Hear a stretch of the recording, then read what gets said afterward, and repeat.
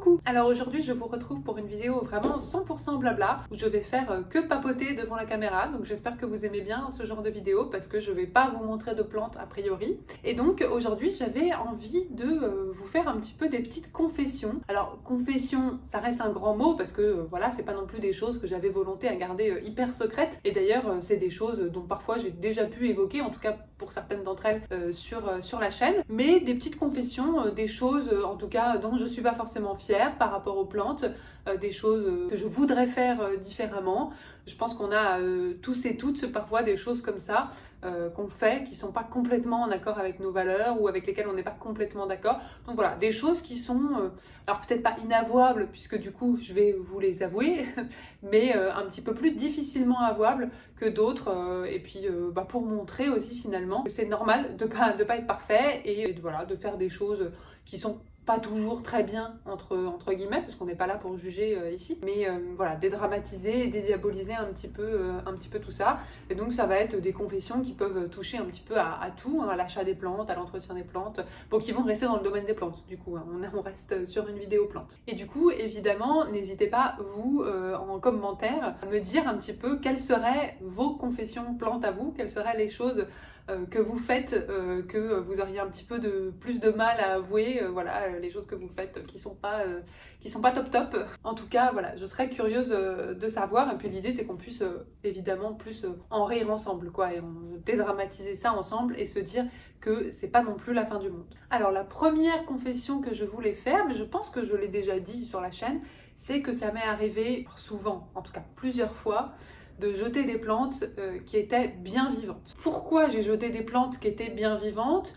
Je crois que ça m'est arrivé pour plusieurs raisons. Ça m'est arrivé à cause d'attaques de nuisibles, soit parce que je partais en vacances peu de temps après, soit parce qu'elles étaient tellement attaquées que j'avais envie de m'en débarrasser rapidement et que j'avais pas le temps de les traiter. Ça m'est arrivé notamment pour un philodendron Brésil et un philodendron scandens. Je crois que c'était 2 jours avant de partir en vacances.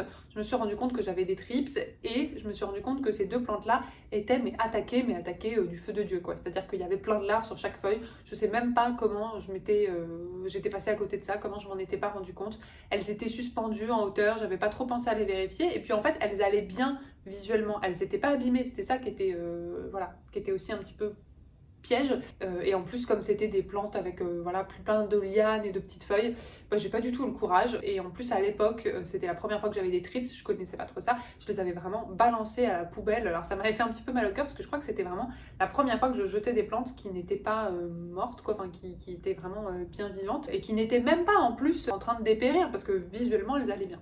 Mais du coup voilà, je les ai un petit peu bazardées comme ça. Ça m'était arrivé aussi pour pareil, cette même période-là, pour une grosse Alocasia gajaena que j'avais, qui en fait était d'ailleurs l'endroit où les thrips s'étaient déclarés, enfin je pense, qui était un petit peu le patient zéro, que j'avais acheté chez Plants et que j'avais pas trop vérifié. Et en fait il se trouvait qu'elle avait des thrips et c'est elle qui avait infesté, je pense, d'autres plantes. Et pareil, elle était vraiment blindée, et en plus c'était une énorme plante, et donc du coup j'avais pas tellement d'endroits pour l'isoler, et j'avais juste le soir même, je l'avais juste bazardée, quoi, alors que elle était pas du tout en mauvais état. Mais ça me faisait trop peur. En plus à l'époque j'avais quand même les thrips, j'en avais beaucoup entendu parler et c'était quelque chose qui me faisait un petit peu peur parce que je savais pas du tout comment m'en débarrasser. Aujourd'hui je pense que je serais un petit peu plus prudente, mais c'est vrai que là elles étaient quand même très infestées. Je sais pas comment j'étais passée à côté de ça. Là j'ai envie de dire, ça fait un petit moment que j'ai pas eu de thrips, mais en général quand je me dis ça, c'est que j'ai une plante quelque part, voire plusieurs plantes qui sont en train d'avoir plein de larves et je suis même pas au courant. Parce que moi j'ai pas mal de plantes qui vont bien, enfin qui ont l'air d'aller bien pendant un petit moment, et donc je me rends pas forcément compte qu'il y a des thrips parce que il y a des feuilles qui vont pas bien, etc. Et puis ça m'est arrivé aussi de bazarder des plantes parce que elles étaient bien vivantes, mais elles allaient tout le temps mal, elles avaient toujours un problème. Elles dépérissaient, en même temps elles étaient relativement stables, mais stables dans le fait qu'elles dépérissaient, quoi. Je sais pas si vous voyez ce que je veux dire. Et des plantes avec lesquelles j'avais développé tellement un rapport négatif que je pouvais plus les voir, et je me voyais même pas les donner ou les troquer ou quoi que ce soit. Et puis en plus j'ai une tendance un peu impulsive parfois quand il y a un truc, d'un coup une émotion négative qui monte, ça peut m'arriver de faire quelque chose de façon un peu impulsive comme ça, comme bazarder la plante. Et donc ça m'est arrivé avec des plantes qui allaient trop mal de façon stable, mais qui allaient mal tout le temps et avec lesquelles vraiment j'en pouvais plus, quoi. Je crois que je l'avais dit dans une vidéo justement, mais moi j'ai du mal, une plante qui va vraiment pas bien et où ça se voit visuellement qu'elle est pas en forme, qu'elle a des problèmes, etc. Vraiment, ça a tendance à me perturber de la voir comme ça, de la voir tous les jours, de passer devant, etc. Et donc au bout d'un moment, j'ai tendance à m'en séparer. Et quand elle est vraiment trop en mauvais état, ça m'est arrivé de même pas prendre le temps de la donner, quoi. Soit parce que je me voyais pas donner une plante dans cet état-là. Donc voilà, c'est aussi comme ça que je me suis retrouvée parfois à jeter des plantes alors que elles étaient vivantes dans l'absolu et je pense qu'elles auraient pu, avec les bons soins, être sauvées, quoi. Ça m'est arrivé aussi cet été avec des colocassias et des acariens. Des colocassias qui avaient vraiment acarien sur acarien sur acarien. J'arrivais pas à m'en débarrasser et toutes les feuilles finissaient toujours par aller mal. Et il y en a quelques-unes que j'ai bazardées et j'ai gardé vraiment mes préférées, quoi. D'ailleurs, j'en ai plus qu'une, il me semble, c'est la illustrice. Et bon, voilà, d'ailleurs, les acariens reviennent dessus encore régulièrement, donc c'est pas complètement terminé. Deuxième confession que je voulais vous faire, c'est que j'ai déjà racheté des plantes immédiatement après les avoir tuées. Mais vraiment, quand je vous dis immédiatement, c'est immédiatement. Il y a eu, je me rappelle, un philodendron Prince of Orange que j'ai reçu et je crois que le lendemain de l'avoir reçu, mon chat l'a fait tomber et il s'est sectionné vraiment à la base et donc du coup, il avait plus, enfin, toutes les feuilles étaient cassées, quoi, parce que c'était vraiment la base qui s'était sectionnée. Et alors évidemment, j'ai essayé de bouturer, etc. Mais j'étais tellement frustrée qu'en même temps, c'est-à-dire le jour même, j'en ai recommandé un exactement le même, au même prix, surtout que le Prince of Orange à l'époque, il n'était pas non plus donné. Donc vraiment, c'était vraiment le truc impulsif, j'ai pas aimé être frustrée et vraiment je l'ai racheté immédiatement, quoi. Et puis il y a d'autres plantes comme ça qui me tenaient vraiment à cœur où ça m'est arrivé de les racheter immédiatement après qu'elles meurent, voire même quand elles étaient en train de mourir, alors que voilà, elles n'étaient pas complètement mortes, mais je voyais qu'elles dépérissaient un petit peu, et où je les rachetais, un petit peu de frustration comme ça, presque comme si j'essayais de venir annuler le fait que j'étais en train de perdre la plante, alors que ça ne l'annule pas du tout. En plus, j'ai tendance à faire l'erreur, quand j'ai une plante qui commence à pas aller bien, et que du coup je rachète la même un petit peu pour compenser, du coup de les rempoter ensemble en me disant comme ça en fera une plus fournie. Et quand je fais ça, et du coup celle qui allait pas bien continue de pas aller bien. Du coup parfois celle qui allait bien, la nouvelle avec laquelle je l'ai rempotée, ne va pas bien non plus parce que voilà, comme elle a été rempotée avec l'autre, je sais pas, ça fait peut-être parfois elles se transmettent des trucs ou du coup parfois quand on rempote deux plantes ensemble, on est obligé de les serrer un peu au niveau des racines. Bref, du coup je fais vraiment comme j'ai à tout prix envie de les mettre ensemble pour refournir un petit peu celle qui allait pas bien, et du coup en fait je me retrouve avec deux plantes qui finissent par dépérir, celle qui allait pas bien à la base et la nouvelle du coup que j'ai forcé un petit peu à mettre dans la première. Je sais pas si je suis très claire, mais un truc un peu comme ça j'ai une plante qui va pas bien, faisons genre faisons genre que tout va bien, on va en prendre une qui va bien, on va la mettre avec et pouf, comme si rien ne s'était passé. Sauf qu'en fait c'est pas comme ça que ça marche évidemment, donc j'essaye de le faire un petit peu moins, mais je continue de le faire. D'ailleurs ça m'est arrivé il y a pas longtemps, mon Syngonium Ice Frost qui commençait à aller très très mal, qui se dégarnissait sur toute la tige et j'ai été dans le déni. Évidemment j'ai essayé de faire des trucs mais ça n'a pas marché, il a continué de se dégarnir. J'en ai acheté un que j'ai rempoté avec pour qu'il soit plus fourni, c'est-à-dire au niveau de la base qui était dégarnie, sauf qu'en fait évidemment ça résout pas le problème de celle qui va pas bien, qui a continué de se dégarnir, et là j'ai vraiment dû finir par la couper, la bouturer et ne garder que la nouvelle qui allait bien, que du coup j'ai dû rempoter encore dans un plus petit pot. Et moi j'ai un côté un peu cache-misère parfois, qui est complètement qui a souvent tendance à aggraver la situation plus qu'autre chose. Il y avait mon Alocasia Frydek aussi, alors pas celle que j'ai là, mais la première que j'ai eue, qui est morte je sais plus 2 ans je crois. Je suis rentrée de vacances et toutes les racines avaient... non, c'est pas les racines qui avaient pourri, c'était le bulbe qui avait pourri. Le bulbe avait pourri, donc la plante était morte et j'en ai racheté un le jour même. Le jour même, je l'ai balancé à la poubelle, le jour même, j'ai commandé sur internet. Vraiment un côté surconsommation, comme si je pouvais pas passer... une journée sans une Alocasia Frydek chez moi, quoi, ce qui est absurde, et je prends même pas, je prends pas le temps de la réflexion. Est-ce que y a pas des bulbilles dans celle qui est décédée, que je peux tout simplement replanter et avoir... Ça prendra un peu plus de temps pour en avoir une adulte, mais c'est pas grave, vraiment. J'ai du mal à juste accepter à nouveau d'être frustrée, quoi, on y revient. Ça me le fait pas pour toutes les plantes, heureusement, ça me le fait pour des plantes que j'avais vraiment pas envie de perdre. Comme s'il y a ce côté cache-misère, genre un peu, je fais l'autruche, ça fait que parfois j'essaye pas tellement de m'intéresser aux problèmes de fond et donc d'essayer de résoudre le problème de fond. Et donc en fait le problème revient et il me faut vraiment que ça arrive genre 2-3 fois pour que je finisse par me dire bon Eline, arrête d'être stupide et juste pose-toi 5 minutes et voilà quoi. Bon, j'ai changé un peu le cadre parce que j'avais ma vitrine qui clignotait, donc voilà, ça faisait un effet de clignotement dans la vidéo. Donc du coup, je me suis décalée un petit peu. Et d'ailleurs, ça m'amène à ma troisième confession, qui est un petit peu en continuité avec celle d'avant. C'est que j'ai déjà racheté plus de 3 fois, je crois, la même plante sans rien changer à ma méthode de culture. Alors vraiment, vous savez, il y a une phrase qui dit genre la bêtise, c'est de refaire sans cesse la même chose et s'étonner d'avoir les mêmes résultats. Je sais plus que c'est pas exactement ça, mais s'attendre à ce que quelque chose change alors que nous, on n'a rien changé de ce qu'on faisait, quoi. Et ben moi, c'est exactement ça, quoi. C'est-à-dire que j'ai une plante qui va pas bien, elle meurt, je rachète la même, je fais exactement pareil, elle remeurt, je dis oh bah dis donc, à chaque fois ça me fait le coup. Et vraiment, je suis capable de répéter le truc 3 fois. Alors je sais, enfin honnêtement, je saurais même pas vous expliquer pourquoi parce que c'est pas très rationnel, quoi. Ouais, je sais pas si c'est de la flemme ou, mais ça m'est arrivé par exemple avec les Ludisia Discolor. Bah ça m'est arrivé avec les Marantas quand elles ont commencé à pas aller bien. J'en ai re-racheté un petit peu par frustration et en fait le problème se maintenait à chaque fois. Je pense pour le coup, avec les Marantas, ce qui a joué, c'est qu'elles avaient été très très bien pendant longtemps. Et donc du coup, bah, ça avait forgé un petit peu cette certitude que la façon dont je m'en occupais avant, ça marchait, qu'il n'y avait pas de raison que ça marche plus. Et d'ailleurs, j'ai toujours pas compris pourquoi ça marchait plus. C'est arrivé aussi avec le Sénécio, alors que ce soit le Sénécio Rolleianus ou le Sénécio Mont Blanc. C'est des plantes que j'ai eues, je crois, 3 fois chacune. Les 3 fois elles sont mortes de la même façon et j'avais fait la même chose à chaque fois. Voilà, tout simplement, j'ai juste racheté, j'ai réessayé la même chose. Et comme j'ai réessayé la même chose, il y a eu les mêmes conséquences, rien d'étonnant du coup.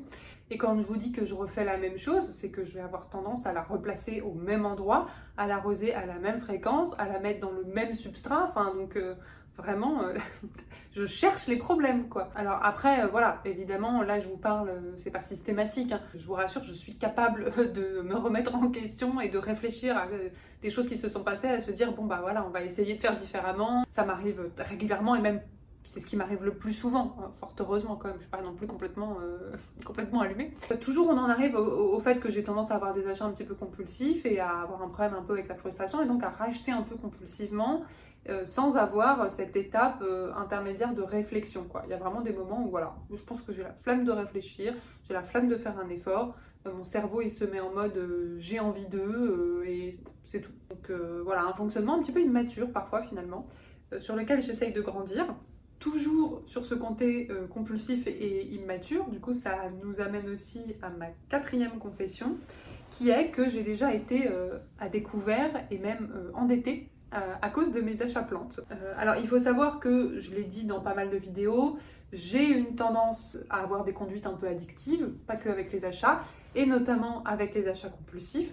C'était le cas avant les plantes, hein. Ça a été le cas avec les fringues, ça a été le cas avec la déco, ça a été le cas avec le tabac, ça a été le cas avec le café, et puis ça a été le cas, voilà.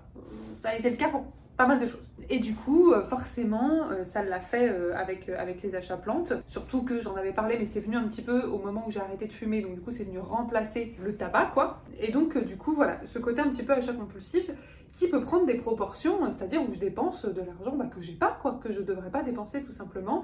Et donc ça m'est arrivé de me retrouver avec quand même des découverts de plusieurs centaines d'euros à cause de mes achats plantes, notamment parce que je faisais des paiements x4 sur PayPal, mais sauf que un paiement x4 plus un paiement x4 plus un paiement x4, ça a beau être plein de petits paiements de 20 euros à chaque fois, et ben en fait quand on a 10, 20 dans le mois, et ben en fait tu arrives à dépenser des centaines d'euros par mois, et en fait du coup tous les mois, vu que c'est des paiements x4, quoi. Lucie des plantes en dilettante pourrait témoigner parce que je lui envoyais des screens de mon compte PayPal.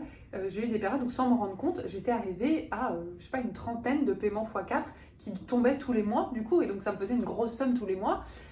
Et moi, n'étant pas milliardaire, et ben en fait mon compte bancaire n'arrivait pas à suivre, et donc forcément je me suis retrouvée à découvert. Une période où je devais vraiment pas mal d'argent à mon copain. Je sais plus combien je lui devais exactement, mais c'était genre plus de 2000, quelque chose comme ça. Alors c'était pas uniquement des achats plantes, hein, il y avait eu d'autres soucis. Mais donc vraiment endetté auprès de mon copain, donc c'est pas non plus, voilà, hein, c'est pas un huissier, ça va, mais bon, quand même problématique, hein. Et le pire dans tout ça, c'est que même à l'époque où du coup j'étais soit à découvert, soit endettée, où je lui devais de l'argent, j'ai continué à acheter des plantes et je continuais à me faire des paiements x4, vraiment complètement déraisonnable, quoi. Donc ça, c'est vraiment l'aspect qui, heureusement, va beaucoup mieux. Mais il faut savoir que quand j'ai commencé à être passionnée de plantes, j'en ai eu beaucoup très vite quand même. Donc c'était maintenant il y a 3 ans je pense. Et c'est vrai que moi quand j'achète un truc, j'ai du mal à me retenir, j'arrive pas à juste sélectionner un truc. C'est comme si je vais dans une boutique de déco, je suis pas capable d'acheter genre une bougie quoi. Soit j'achète rien et limite j'y rentre pas, ou j'y rentre mais je me dis j'achète rien et je ressors, je passe même pas à la caisse. Soit j'achète beaucoup trop, et en plus sans me rendre compte du total, c'est-à-dire je prends, c'est arrivé à la caisse au moment où je paye, je suis genre oula, en fait c'est un peu trop, mais en fait c'est presque trop tard, et je me retrouve voilà, comme ça, enfin vraiment bon, c'est un peu comme ça que je me suis retrouvée à découvert et endettée pour mes achats plantes. Donc heureusement, maintenant je fais beaucoup plus attention, j'ai développé plein de petites stratégies pour me canaliser là-dessus. Et puis en plus, voilà, j'ai un rapport moins compulsif aux plantes, mais j'ai toujours des phases. De toute façon, voilà, un peu comme ça. Celles et ceux qui me connaissent un peu plus dans le privé savent de quoi je parle. Ensuite, 5e confession, c'est je n'isole jamais mes plantes, et quand je les reçois, je ne les vérifie que très rapidement, on va dire. Ça, c'est vraiment un gros défaut que j'ai. Alors, à la rigueur, le fait que je les isole jamais, donc une nouvelle plante, quand je la reçois ou quand je découvre qu'elle a des nuisibles, je ne l'isole pas, ça s'entend parce que j'ai des plantes dans toutes les pièces, sauf la salle de bain parce qu'il n'y a pas de fenêtre. Donc je ne peux pas tellement isoler une plante, mais pour être tout à fait honnête, c'est aussi parce que j'aime bien que les choses soient à leur place, et ça me gonfle de changer une plante de place. Si je dois être honnête avec moi-même, c'est pas que parce que j'ai des plantes dans toutes les pièces, mais c'est aussi un peu avec mon perfectionnisme un peu chelou, c'est aussi à cause de ça. Alors quand elle a des nuisibles, maintenant j'ai quand même mes bonnes stratégies pour traiter, donc j'arrive, voilà, je me fais pas trop envahir de toute façon, donc voilà, j'ai un fonctionnement un peu rodé au niveau des nuisibles, mais c'est vrai que voilà, je reçois une plante, je la mets tout de suite à sa place, quoi. À la limite ça, bon, mais le truc encore plus problématique, c'est que je la vérifie vraiment que très rapidement. Genre je sais bien que par rapport à d'autres personnes, je prends moins le temps de vérifier les nuisibles sur une plante, et je vais pas prendre le temps de la doucher comme ferait Marjorie par exemple. Je sais que Marjorie, toutes les nouvelles plantes qu'elle a, elle les douche et elle les vérifie vraiment feuille par feuille, quoi. Moi c'est vraiment, je regarde voilà rapidement sous le dessous des feuilles, si je vois rien, bon bah je la pose direct à sa place et basta, et un peu advienne que pourra, s'il y a un problème je m'en occuperai à ce moment là, quoi. Il se trouve que j'ai pas eu tant d'attaques que ça, et que maintenant quand j'en ai, j'arrive à les gérer. Mais c'est vrai que voilà, quoi, je n'ai pas une tendance à faire très attention. Et ce qui est sûr, c'est que si j'ai une nouvelle plante, qu'elle a des nuisibles, mais qu'ils n'étaient pas évidents, il y a franchement de fortes chances que je ne les remarque pas. Après, ça dépend où. J'ai remarqué que j'ai beaucoup plus tendance à vérifier dans les jardineries. Je ne sais pas pourquoi, mais dans les jardineries, quand je suis sur place, j'ai tendance à plus vérifier, parce que d'expérience, j'ai eu un peu plus de nuisibles dans les jardineries. Et encore, c'est même pas sûr.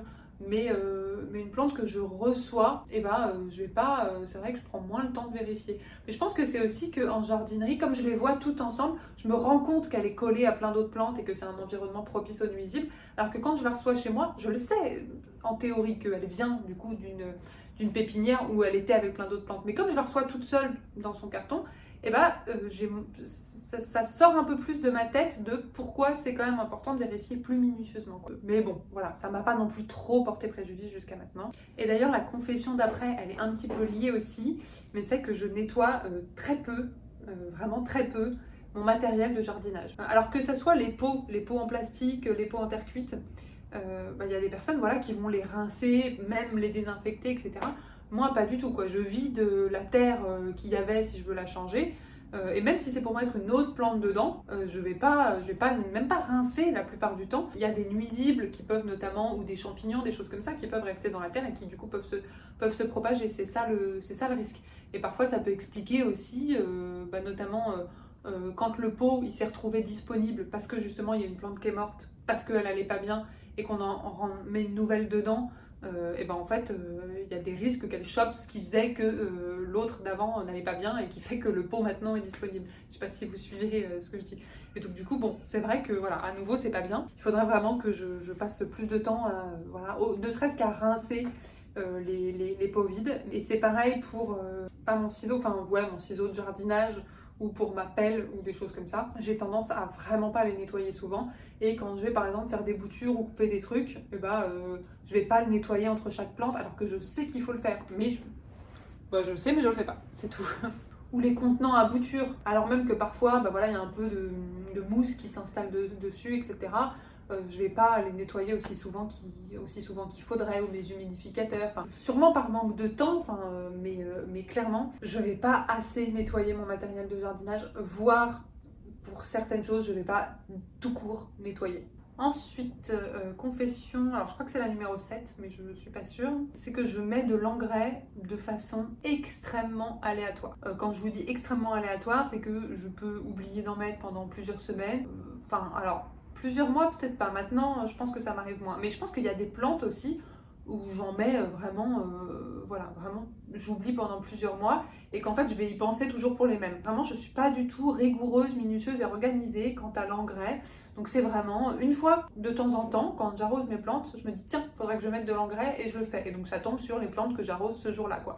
Alors maintenant, j'essaye de plus en plus, surtout cette année, d'être plus régulière et notamment, en fait, printemps-été, maintenant, j'en mets quasiment à chaque arrosage, ou en tout cas un arrosage sur 2, et donc bon, c'est assez régulier, mais le reste du temps, parce que moi j'arrête pas complètement de mettre de l'engrais en automne-hiver, parce que mes plantes continuent de pousser en intérieur, et à ce moment-là ça devient tout de suite beaucoup plus aléatoire, mais encore il y a il y a 1 an et demi, 2 ans, c'était aléatoire même printemps-été, d'ailleurs j'ai commencé à mettre de l'engrais très tard.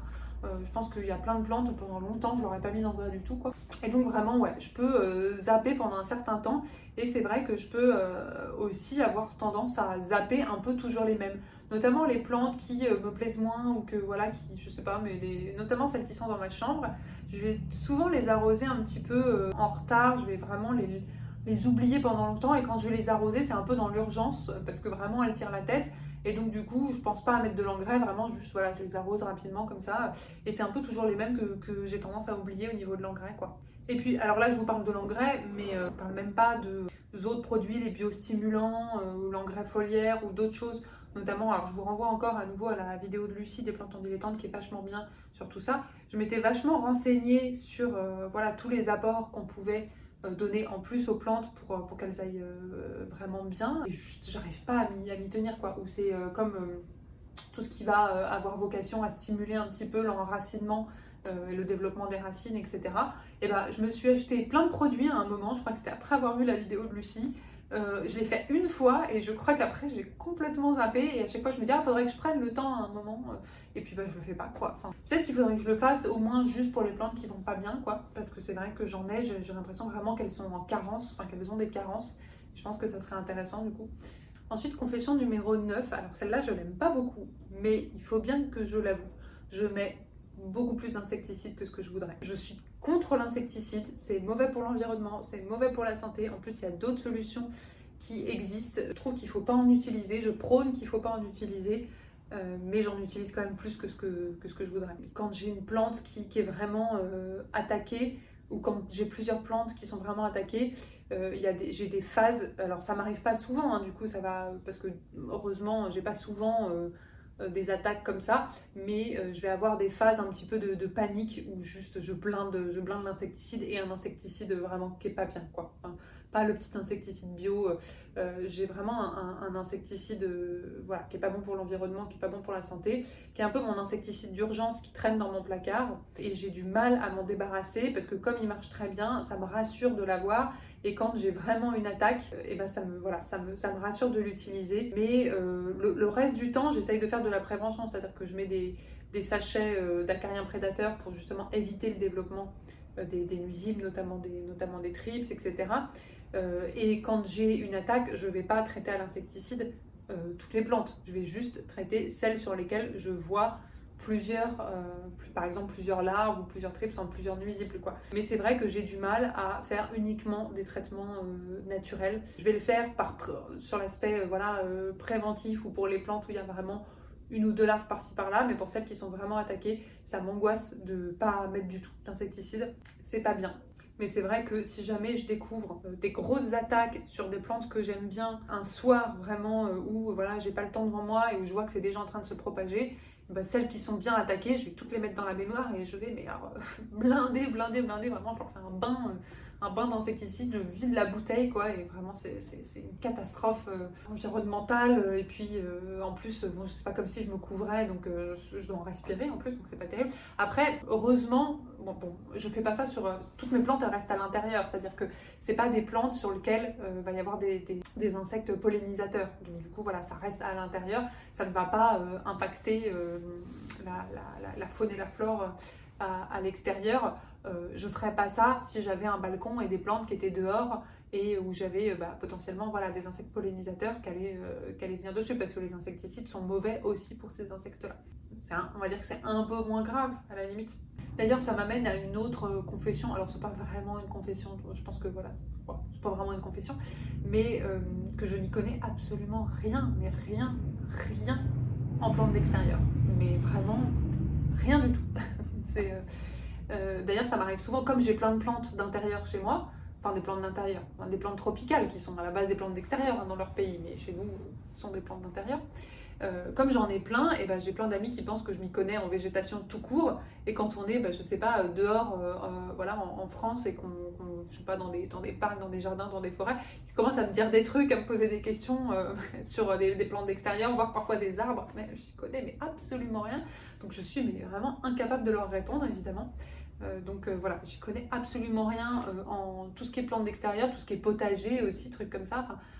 Comme j'ai jamais eu d'extérieur, que j'ai toujours vécu à Paris et que je suis un peu le cliché voilà, de la parisienne là-dessus, j'y connais rien. Quoi. Alors, franchement, je pense que c'est quelque chose qui pourrait m'intéresser, les plantes d'extérieur, si j'avais un balcon. Potager, je sais pas trop. Je sais pas trop si c'est mon truc, parce que je ne cuisine pas. Donc, comme je cuisine très très peu, je sais pas si j'aurais vraiment tendance à développer cet aspect-là. Ensuite, confession numéro... j'en ai aucune idée. Voilà, confession numéro mystère. J'ai déjà donné ou revendu, alors surtout donné je crois, des plantes que je venais d'acheter parce que j'avais changé d'avis. Mais vraiment voilà, que je venais d'acheter.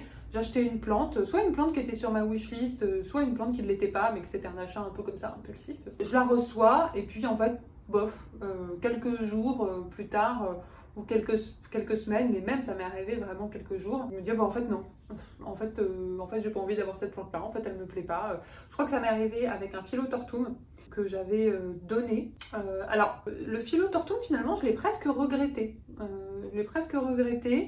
Mais c'était en fait à une époque où j'avais beaucoup de plantes. Et en fait, le fait d'en rajouter une comme ça, que j'aimais bien, mais qui n'avait pas été un coup de cœur énorme, j'ai pas réussi à l'investir quoi. C'était trop et du coup elle est restée un peu dans son coin. J'ai pas réussi à l'investir, à m'y attacher entre guillemets. Et du coup en fait je l'ai donné vraiment très peu de temps après l'avoir acheté. Ça m'est arrivé aussi il y a pas très longtemps avec un Rhaphidophora tetrasperma où là j'ai cumulé plusieurs confessions d'un coup parce que j'avais un grand Rhaphidophora tetrasperma que j'adorais qui a commencé à aller très mal, que j'ai dû tout couper, tout bouturer. Et comme j'étais trop impatiente, trop frustrée d'attendre qu'il racine, j'en ai racheté un autre. Et finalement, je me suis désintéressée, donc j'ai donné les boutures que j'avais rempotées, qui avaient raciné, que j'avais rempoté, je les ai données. Et puis en fait, le nouveau que je venais d'acheter, je l'ai donné aussi parce qu'en fait, bof. En fait, c'était mon ancien Rhaphidophora tetrasperma qui était devenu très grand, que j'aimais bien. Et là, de la réavoir en plus petite comme ça, ou juste les boutures racinées, en fait, ça m'a pas... voilà. En plus, c'était au moment où j'étais en train de faire du tri, et j'essayais de me débarrasser de plus de plantes possible. Elles y sont passées, mais donc du coup, j'ai fait le truc de racheter immédiatement une plante que je venais de tuer ou qui était en train de dépérir, alors même que j'avais plein de trucs à bouturer, donc j'allais réavoir cette plante, enfin, il suffisait d'attendre que ça racine, quoi, donc vraiment, voilà, un manque de patience. Donc j'ai fait ça, de racheter immédiatement une plante que je venais de tuer ou qui était en train de dépérir, et puis de donner une plante que je venais d'avoir. J'ai enchaîné les deux, quoi, avec le Rhaphidophora tetrasperma. Mais vous allez voir qu'un jour, je sais pas, dans quelques semaines, quelques mois, va me prendre une envie de Rhaphidophora tetrasperma, hein. Mais le problème, c'est que mes envies sont tellement comme ça, un peu parfois spontanées, et j'ai du mal parfois à analyser comment je me sentirais une fois que j'aurai la plante chez moi, et parfois c'est un peu la surprise, quoi. C'est une fois qu'elle est là, et parce que ça peut être parfois sur des plantes que j'avais très très envie d'avoir, enfin c'est pas forcément dépendant de... Parfois c'est effectivement parce que c'était un achat impulsif comme ça, et que c'était pas vraiment une plante dont j'avais envie, mais parfois c'était aussi vraiment une plante dont j'avais envie, et au final, en fait, quand elle est là, bof quoi. Et puis, un peu toujours dans la même lignée, j'ai déjà donné ou vendu une plante pour acheter la même en mieux. Ça, je crois que j'en avais déjà parlé aussi dans une vidéo, je sais plus laquelle honnêtement. Ça m'est arrivé avec la Monstera variegata, je sais pas si vous vous rappelez, j'avais une grande, même deux grandes Monstera variegata qui brunissaient de plus en plus, et donc comme elles brunissaient de plus en plus, ça avait fini par vraiment me créer trop de négativité, j'avais fini par les vendre. Et puis, quelques jours après, je me suis dit non, mais en fait, il me faut une Monstera variegata, j'en ai racheté une. Donc vraiment, j'ai vendu mes Monstera variegata pour les racheter plutôt que de la sauver, de la bouturer, etc. Enfin, vraiment, un petit peu comme ce que je vous disais voilà, j'essaye de faire comme si c'était rien passé, quoi. Il y a des, enfin, il y a plein de gens qui, du coup, qui sont un peu plus matures et raisonnables que moi, qui se disent bon bah voilà, ma Monstera elle a vachement bruni, c'est pas grave, je vais couper les parties abîmées, je vais la tailler, je vais la bouturer, je vais la faire raciner, elle va repartir, etc. Moi, ce que j'ai fait d'ailleurs, j'ai coupé la tête et je l'ai fait raciner. Et puis, en attendant, voilà, j'aurais plus une belle Monstera variegata et c'est pas grave en fait. Enfin, c'est vraiment. Mais je sais pas. Moi, d'un coup, je me dis. Non, mais il me faut une belle Monstera variegata. Voilà. Je vais pas attendre. Monstera variegata, en plus, ça coûte pas 5 euros, hein, on est d'accord. Je crois que quand j'en ai racheté, je l'ai payé peut-être 100 euros. Du coup, voilà, j'ai redépensé quand même une certaine somme. Alors, j'avais vendu la mienne qui était beaucoup plus grande, 50 euros. Donc, du coup, elle m'a coûté 50 euros en tout. En plus, bon, je vends pas cher en plus, moi. Mais donc, du coup, bon, voilà. En tout cas, ce qui est sûr, c'est que tout ça, ça fait qu'on peut pas dire que je suis quelqu'un de très économe, quoi. Quelqu'un qui fait très très attention à l'argent. Et je suis consciente d'ailleurs que dit comme ça fait un peu pourri gâter. Ce qui n'est pas complètement faux d'ailleurs, parce que je suis fille unique et j'ai sûrement intériorisé des trucs un peu de besoin d'avoir tout de suite de quand j'étais plus jeune, je pense. Sauf que aujourd'hui, la façon dont je fonctionne, je peux pas me le permettre. Clairement, ma tendance à la consommation et à l'achat, bon déjà en termes de valeur et d'éthique, c'est pas tout à fait ce que je trouve d'idéal, mais en plus de ça, c'est même pas comme si j'en avais autant les moyens. Enfin non, quoi, vraiment. 100 euros pour moi c'est loin d'être des cacahuètes, quoi. Parce qu'au cas où vous ne le sauriez pas, psychologue, comme tous les métiers sociaux et un peu humains, c'est des métiers qui sont assez mal payés, quoi. Même si j'ai fait bac plus 8, ça n'empêche que voilà, c'est pas un métier très très valorisé socialement. Il y a d'autres plantes aussi que j'ai données ou vendues pour acheter la même en mieux. Il y avait eu mon philodendron José Buono, je l'avais vendu et racheté parce que j'en voulais un avec plus de variégation. Ce qui peut s'entendre dans l'absolu. Moi, ce qui me plaisait dans le philodendron José Buono, c'est ses variégations. Mais on en revient quand même à cette idée d'accepter l'imperfection. Enfin, oui, parfois on a des plantes qui sont pas comme, pas la plante, pas le philodendron José Buono parfait, pas pareil mon Florida Ghost qui est de moins en moins ghost. Parfois j'ai ce truc de je vais m'en acheter un qui est ghost, et puis celui-là, soit je le donnerai, soit je le rempoterai avec. Mais non, enfin, surtout qu'en plus, souvent, les problèmes reviennent. C'est-à-dire que si je me rachetais hypothétiquement un philodendron Florida Ghost, en tout cas, il y a la probabilité que le même problème revienne. Elle est quand même élevée. Soit parce que peut-être voilà, c'est une tendance du Florida Ghost et que c'est difficile de le garder bien ghost, soit parce que c'est lié moi à chez moi. Alors je pense pas, parce qu'il est hyper bien exposé, pourtant il est devant la fenêtre, donc c'est peut-être lié aussi à l'engrais que je mets, voilà, enfin bref, je ne sais pas. Mais en tout cas, je ne peux pas courir après la perfection des plantes. Il y avait dans une de ses vidéos, c'était une vidéo des plantes du hérisson. Elle disait à un moment qu'elle s'en fichait d'avoir des plantes moches, d'avoir des plantes qui n'étaient pas parfaites. Et je me suis dit, putain, enfin, j'aimerais bien être comme ça, quoi. Parce que clairement, alors autant par rapport à une certaine époque, je traite plus les plantes juste comme des objets déco. J'avais une tendance avant vraiment de les traiter que comme des objets déco. Maintenant, c'est plus le cas, heureusement, hein, j'ai évolué. Maintenant, je m'intéresse à leur fonctionnement, à la façon de les entretenir, etc., etc., etc. Et il y a plein de choses différentes que ça m'apporte, autres que la déco. Par contre, pour autant, je n'arrive pas à être plus flexible dans cet aspect déco, quoi. Et me dire, bah non, elle n'est pas comme je voudrais.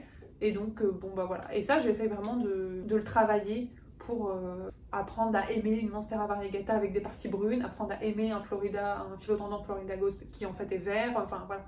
De pouvoir quand même, parce que de toute façon, je ne pourrais jamais avoir toutes les plantes chez moi parfaites, tout le temps, belles, tout le temps. C'est impossible. Donc de toute façon, ça sert à rien d'essayer. Puis ça m'est arrivé aussi un peu par flemme d'attendre qu'une plante pousse. C'est-à-dire une plante que j'ai achetée en bébé plante, Et puis finalement, en fait, je la rachetais en grand, quoi.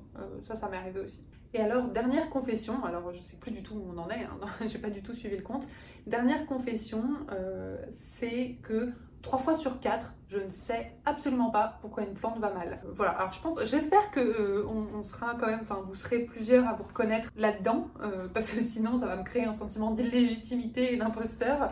Mais c'est vrai que j'ai beau être passionnée de plantes, j'ai beau en avoir depuis longtemps, j'ai beau en avoir beaucoup, j'ai beau avoir une chaîne sur les plantes, j'ai beau avoir un compte Instagram sur les plantes, la vérité c'est que très souvent, quand il y a un problème avec une plante, je sais pas ce qui se passe quoi. Alors évidemment, il y a des choses qui sont un peu évidentes. Si je vois qu'elle est pleine de trips, si je vois que les racines sont soit toutes sèches, soit pourries, soit si elle était dans un coin tout sombre, évidemment, là j'ai des petites hypothèses quand même, mais ça m'arrive hyper souvent d'avoir des trucs avec des plantes, je n'arrive pas à identifier d'où ça vient, je n'arrive pas à régler le problème. Parfois ça s'améliore, parfois elle continue de dépérir, je ne sais pas pourquoi. Il y a pas mal de personnes, notamment quand on va me poser des questions sur Instagram, en commentaire, etc., qui, peut-être parce que j'ai une chaîne YouTube, que j'ai beaucoup de plantes, voient une forme d'expertise, mais moi j'ai vraiment l'impression que pas du tout, quoi. J'ai pas... Alors évidemment, je m'y connais plus que la moyenne des gens qui ne s'intéressent pas plus que ça aux plantes. Je m'y connais plus que l'époque où je m'intéressais pas aux plantes, mais j'ai pas du tout l'impression d'avoir une expertise non plus par rapport à ça. Très souvent, les plantes restent encore un grand mystère pour moi, mais j'ai l'impression quand même que c'est une idée que je retrouve chez pas mal de passionnés de plantes. Voilà. Je me sens quand même pas toute seule dans mon sentiment en fait de pas m'y connaître autant que je voudrais. Et je trouve que c'est aussi quelque chose qui est assez propre à la passion des plantes, c'est qu'on a beau avancer dans cette passion-là, il reste quand même toujours un côté un petit peu de mystère, d'incertitude. Après, je pense qu'il faut différencier aussi les passionnés de plantes, mais un peu voilà, lambda comme moi et peut-être voilà, comme certains d'entre vous. Et puis il y en a qui sont vraiment passionnés de botanique et qui sûrement développent une expertise beaucoup plus poussée. Je suis pas sûre qu'on pourrait dire que je suis passionnée de botanique. J'aimerais bien, honnêtement, mais je pense que j'ai pas le temps pour ça. Parce que voilà, c'est encore autre chose. Mais j'aimerais vraiment bien, je pense que si j'avais le temps, l'énergie, l'espace pour ça, développer plus une passion sur la botanique, sur vraiment comment vraiment comprendre les plantes, je trouverais ça passionnant. Et donc en attendant, les plantes, même si c'est une passion, ça reste quelque chose voilà, je continue d'essayer d'appréhender un petit peu tous les jours. Et je pense que parfois, quand on fait des vidéos ou quand on est actif sur internet lié à cette passion, on peut renvoyer une démarche un peu d'expertise, ce qui n'est pas du tout, j'ai l'impression, le cas. Moi, je me considère vraiment débutante. Je remarque parfois quand je discute avec certains d'entre vous que je m'y connais moins et que je m'en sors moins bien que plein de personnes parmi mes abonnés. Et c'est vrai que parfois, ça m'arrive d'être un peu, de me sentir mal quand je regarde des vidéos d'autres personnes, par exemple, je sais pas, d'autres youtubeuses, etc., qui ont des plantes magnifiques, qui ont l'air de s'en occuper super bien. Alors, j'imagine aussi que parfois les choses sont montrées sous un certain angle, hein, mais en tout cas, c'est vrai qu'on peut avoir une tendance à se comparer, à se dire est-ce que du coup, moi je suis vraiment si légitime que ça pour parler de ça. Mais je pense que du coup, ça me renvoie au fait que c'est pas une vidéo, c'est pas une chaîne de vulgarisation des plantes ici. On est là c'est une chaîne plus de partage de passion, faire des choses avec vous, en parler avec vous, et puis un peu voilà aussi parfois d'autres sujets, quoi, plus de lifestyle, etc. Mais c'est pas du tout une chaîne de vulgarisation pour apprendre sur les plantes. C'est-à-dire, alors j'imagine que bien sûr, évidemment, ça peut, surtout pour les vraiment débutants, apprendre des petites choses par-ci par-là, mais voilà, je pense pas que ce soit l'objectif numéro un. Je pense qu'il y en a qui feraient ça 1 milliard de fois mieux que moi et qui seraient beaucoup plus qualifiés, surtout pour ça. Voilà, c'est tout pour cette vidéo confession. J'espère que ça vous a plu, j'espère que vous ne m'avez pas trop jugé et j'espère que vous pourrez vous reconnaître sur certains aspects. N'hésitez pas, vous, à me faire aussi des confessions en commentaire pour que je me sente un petit peu moins seule. Et puis après, évidemment, comme je vous disais en début de vidéo, c'était pas non plus des secrets inavouables parce que j'ai pas de secrets inavouables par rapport aux plantes. Je sais pas si le terme de confession était plus adéquat, vu que c'est des choses en vérité où j'ai pas forcément de mal à en parler, quoi. Je trouve vraiment qu'il faut parler de tout, y compris de ça, et de toute façon c'est pas du tout dans mes objectifs de donner une image qui n'est pas réaliste de qui je suis. Donc de toute façon, voilà, c'est des choses que j'avais déjà évoquées plusieurs fois en vidéo ou même sûrement quand je parlais à certains d'entre vous en message privé. Bon bref, je commence pas à faire un petit peu de blabla parce que pour une fois, j'ai l'impression de pas avoir fait trop de hors-sujet. Quoique, bref. Bon, merci d'avoir regardé la vidéo jusqu'ici. Et puis, je vous souhaite un très bon week-end et je vous fais de gros bisous. Bisous!